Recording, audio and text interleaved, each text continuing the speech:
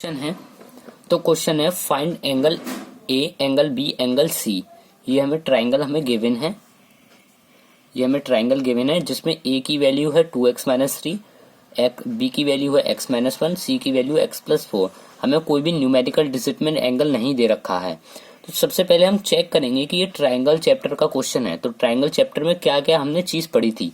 सबसे थी पहली एंगल सम प्रॉपर्टी, दूसरी थी एक्सटीरियर एंगल वाली प्रॉपर्टी, तीसरी थी पाइथागोरस थ्योरम जो कि राइट एंगल ट्रायंगल में लगती है। ठीक है, पहले इनमें से देखते हैं कि इनमें से कौन सी थ्योरी काम में आएगी। तो एंगल सम प्रॉपर्टी क्या कहता है कि कोई भी ट्रायंगल 180 डिग्री का होता है। ठीक है ना। एक्सटीरियर एंगल प्रॉपर्टी क्या कहता है कि कोई भी एक्सटीरियर एंगल अंदर के दो एंगल के बराबर में होता है। तो यहाँ पर देखो कोई भी एक्सटीरियर एंगल यहाँ पर नहीं है, तो एक्सटीरियर एंगल प्रॉपर्टी नहीं लगेगी। अब है पाइथागोरस थ्योरम किसमें लगती है? राइट एंगल ट्रायंगल में। लेकिन ये तो राइट एंगल ट्रायंगल है ही नहीं, तो पाइथागोरस थ्योरम भी नहीं लगेगी। क्या लगेगी? सिर्फ एंगल सम प्रॉपर्टी। ठीक है ना। तो अब हमें ये पता चला कि इसमें लगेगी एंगल सम प्रॉपर्टी। अब नीचे आते हैं, हम लाइन्स एंड एंगल्स वाले को रिवाइज करते हैं। पहला था वर्टिकली अपोजिट एंगल। तो इस ट्रायंगल में कहीं वर्टिकली अपोजिट एंगल नहीं बन रहा है, तो इस माने वर्टिकली अपोजिट एंगल भी नहीं यूज होगा। लीनियर पेयर क्या बताया था कि कोई भी एक स्ट्रेट लाइन पे एंगल बन रहा हो, तो स्ट्रेट लाइन पे कोई भी एंगल नहीं बन रहा है, तो लीनियर पेयर भी यूज नहीं होगा। अब टू पैरेलल लाइन ट्रांसवर्सल वाला जो केस था लाइन्स एंड एंगल में, वो भी यूज नहीं होगा क्योंकि यहाँ पे कोई पैरेलल लाइन है ही नहीं। तो कुल मिलाकर यूज होगा एंगल सम प्रॉपर्टी।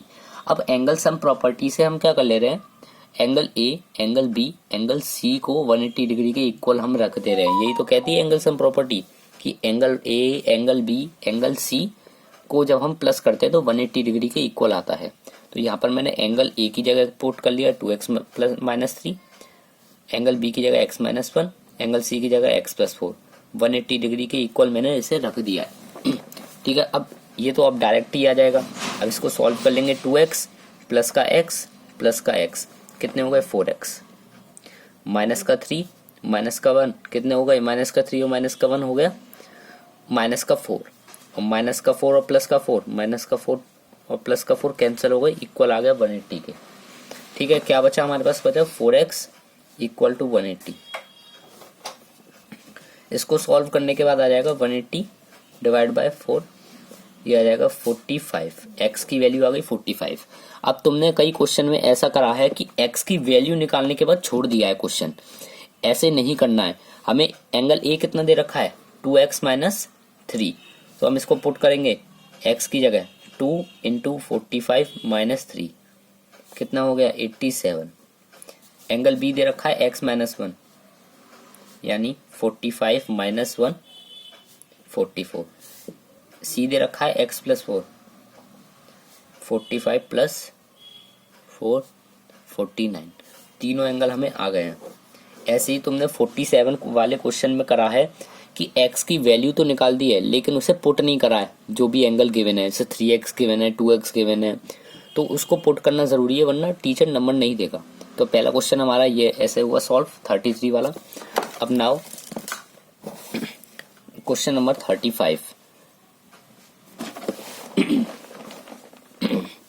अब ये जो क्वेश्चन है मैंने कई बार तुम्हें करा दिया है, तुम्हें करने के लिए भी दिया था टेस्ट में, और ये कई क्वेश्चन तुम्हारे जो बुक है उसमें भी आ चुका है ये वाला क्वेश्चन। ठीक है ना। तो इसको कैसे करना है ध्यान से समझ लेना। अब मैंने क्या रूल बताया था, सबसे पहले देखना है angle sum property, exterior angle, तीसरा है पाइथागोरस थ्योरम। एक और बात ध्यान रखना कि जो भी साइड्स की बात होती है ना, जिस भी ट्रायंगल में साइड्स की बात होती है, जिसमें एंगल की बात होती है, जिसमें एंगल्स की बात होती है ना, वो तो एंगल सम प्रॉपर्टी और एक्सटीरियर एंगल से बिलोंग करते हैं। Sum property plus exterior angle से बिलोंग करते हैं। लेकिन जिसमें भी साइड्स की बात होगी उसमें यूज होगा पाइथागोरस थ्योरम। ठीक है ना। जिसमें भी साइड्स की बात होगी उसमें होगा पाइथागोरस थ्योरम। तो अभी हमें साइड्स गिवन है, ए से लेके बी तक 9, बी से लेके सी तक 4, सी से लेके डी तक 6, अब हमें क्या निकालना है, ए से लेके डी तक। अब यहाँ पर तुम देखो ये क्या बन रहा है, राइट एंगल ट्राइंगल बन रहा है, ये वाला देखो, ये वाला पोर्शन ध्यान से देखना, ठीक है ना।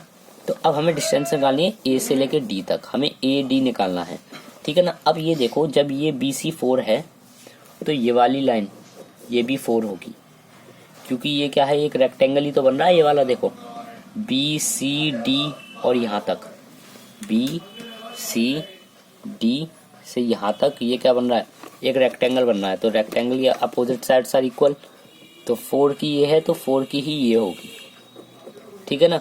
अब ऐसी अपोजिट साइड्स में डी सी, जो लाइन डी सी है वो इक्वल होगी ई बी के by rectangle, opposite sides are equal, ठीक है ना। तो ये हो गई 6 की, इतनी 6 की हो गई, केवल इतनी। और ये पूरी साइड दे रखी है हमें 9 की, तो ये छोटी साइड 6 की है और पूरी साइड 9 की है, तो ये बची हुई साइड कितने की हो गई, 9 माइनस 6 3 की हो गई। ये बची हुई ये वाली साइड इतनी ए से लेकर ई तक हो गई 3 की, क्योंकि ये पूरी साइड हमें 9 गिवन है। देखो पूरी साइड ए बी जो साइड है, ए बी साइड वो हमें 9 गिवन है पूरी, और डी सी साइड जो है 6 गिवन है। तो अब मैंने रेक्टेंगल के फॉर्मूले से देखा, रेक्टेंगल के नजरिए से देखा कि D C side E B के बराबर होगी by opposite sides are equal. तो ई बी हमारी 6 की हो गई और हमारी ए बी लाइन 9 की है, तो ए ई लाइन कितने की होगी भाई, ए बी है हमारी 9 की, ठीक है ना। बी ई आई हमारी 6 की, किससे आई, एंगल वो साइड डी सी से। अब हमें क्या निकालनी है, ए ई निकालनी है साइड। तो ए बी में से, जब हम ए बी में से बी ई को माइनस करेंगे तभी तो ए ई आएगी। तो 9 में से हमने 6 माइनस करा तो आ गई साइड ए ई, ठीक है ना। अब हमें ए ई मिल गई, ई डी मिल गई, हमें परपेंडिकुलर मिल गई, इसमें देखो परपेंडिकुलर है, बेस भी मिल गया हमें ई डी। अब हमें क्या निकालना, हाइपोटेनस निकालना, ठीक है ना।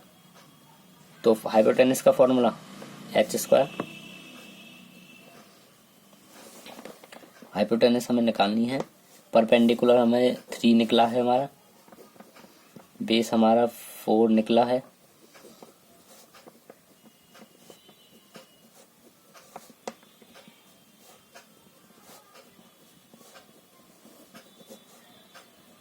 हाइपोटेनस आ गई 5, यानी side A D he hypotenuse है, तो कितनी आ गई 5, ठीक है। ये वाला क्वेश्चन भी हुआ है यहाँ पर।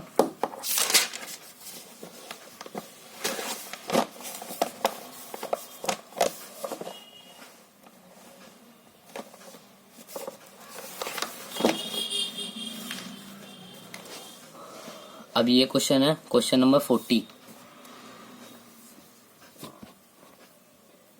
तो अब क्वेश्चन नंबर 40 है, find out from the given side of a triangle which will form a right angle triangle. तो राइट एंगल ट्राइंगल, हमें ऐसी साइड्स बतानी है जो कि राइट एंगल ट्राइंगल बनाती है। तो पहले ये समझो राइट एंगल ट्राइंगल वाली प्रॉपर्टी किसमें थी, जिसमें पाइथागोरस थ्योरम यूज होती थी, ठीक है ना, जिसमें पाइथागोरस थ्योरम यूज होती थी। पाइथागोरस थ्योरम का फॉर्मूला, ठीक है, अगर हमारी इन चारों में से कोई भी डिजिट इस फॉर्मूले को मैच कर गई तो वो राइट एंगल ट्राइंगल बनाएगी।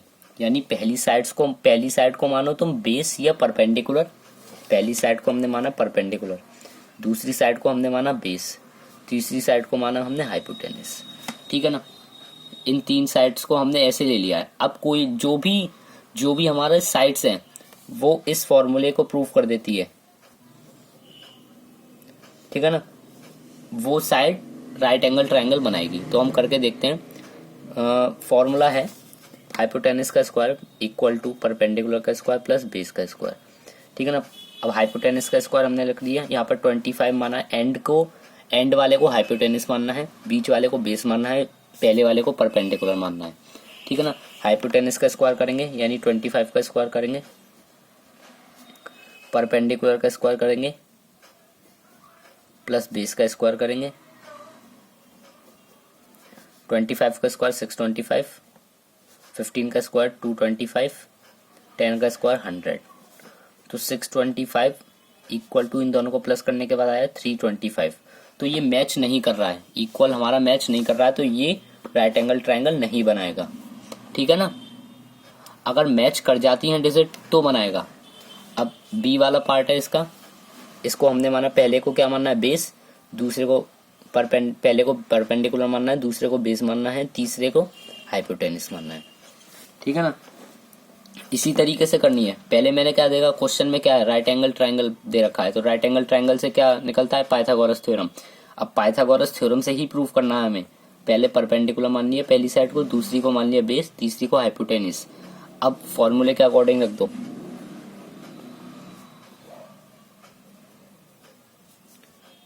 थर्टी 39 का स्क्वायर, 27 का स्क्वायर प्लस बेस 36 का स्क्वायर। इसको करेंगे सॉल्व। 39 का स्क्वायर होगा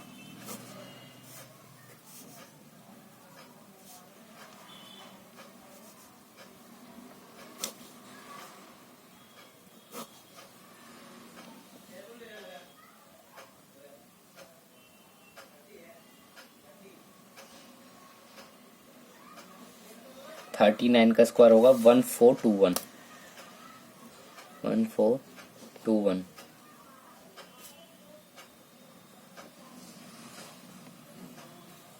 ठीक है। 27 का स्क्वायर कितना होगा,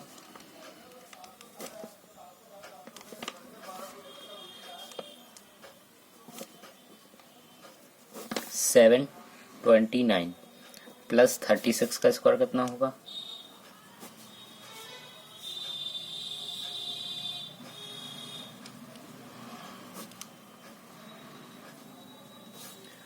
1296। ठीक है। अब इसको प्लस करके देखते हैं इक्वल आ रहा है या नहीं। इन दोनों को प्लस करने के बाद आएगा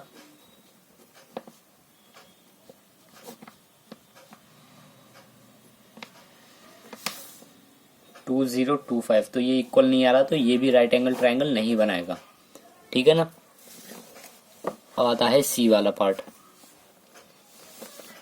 15, 36, 39 पहले को परपेंडिकुलर, बेस, हाइपोटेनस। ठीक है ना। 39 का स्क्वायर उसी से फॉर्मूले से लगा दिया है मैंने, 15 का स्क्वायर प्लस 36 का स्क्वायर। अभी देखो 39 का स्क्वायर अभी हमने निकाला है, क्या आया 1421, ऊपर वाले क्वेश्चन में अभी हमने निकाला है हमने। ठीक है ना। इसी को यहीं पुट कर देंगे।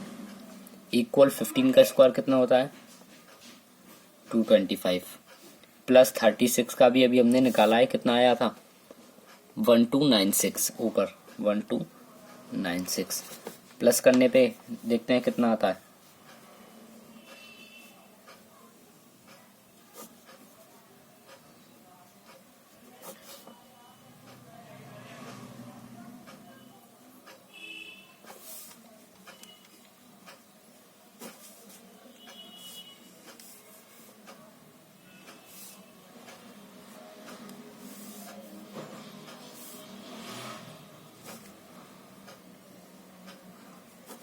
देखो यहाँ पर आएगा 1521। ठीक है ना। 1521 39 का स्क्वायर। ठीक है ना। 1521 और इसको प्लस करके भी कितना आएगा 1521। इन दोनों को प्लस करके भी कितना आएगा 1521। तो ये क्या बनेगा, ये राइट एंगल ट्रायंगल बन जाएगा। ठीक है ना। अब लास्ट वाला क्वेश्चन करते हैं। Perpendicular, base, hypotenuse. ठीक है ना। उसी फॉर्मूले से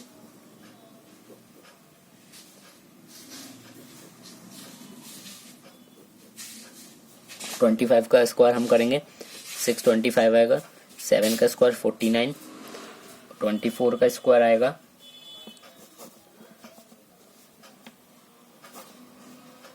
576। दोनों को प्लस कर, इसको इन दोनों को प्लस करने के बाद कितना आएगा 625। ये सेम आएगा, तो ये भी क्या बनाएगा राइट एंगल ट्रायंगल बनाएगा। ठीक है ना। ये तीनों क्वेश्चन हो गए। तो इसमें कौन कौन सा राइट एंगल ट्रायंगल बना है, एक तो सी वाला पार्ट, एक डी वाला पार्ट, एक सी वाला पार्ट और एक डी वाला पार्ट। ए बी पार्ट जो है वो राइट एंगल ट्रायंगल नहीं बनाएंगे क्योंकि वो मैच नहीं हो रही है जिनकी साइड्स, ठीक है ना। तो तीनों क्वेश्चन ये होते हैं खत्म।